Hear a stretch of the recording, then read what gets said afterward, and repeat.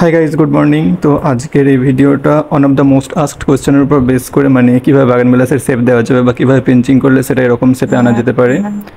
তো সেটা আজকে আমি দেখাবো একটা ভিডিওর মাধ্যমে। তো এখানে তোমরা বাকি গাছগুলো দেখতে পাচ্ছ কীরকম শেপে রয়েছে। তো এটা কিমপুই, আগের বছর যেটা খুব ভালো ফুল দিয়েছিল।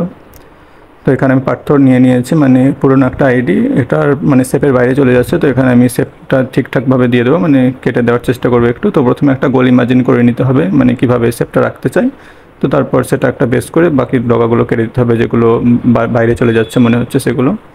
তো আমি এখানে বাকি ব্রাঞ্চগুলো কেটে নেব। আর আরেকটা ব্যাপার হচ্ছে প্রথম থেকে গাছ পেন্সিং করা। তো এটা পার্সোনাল ওপিনিয়ন, অনেকে প্রথম থেকে গাছ পেন্সিং করে না, গাছটা বড় করে। কিন্তু এটা সবসময় লক্ষ্য করলেই বোঝা যাবে যে একটা বড় ডালকে কাটলে সেটার যতটুকু কাটবে তার ঠিক কাছাকাছি, মানে চার পাতা বা ডগাটা কেটে দিলে ডগার নিচে কিছুটা জায়গা জুড়ে ব্রাঞ্চ আসে।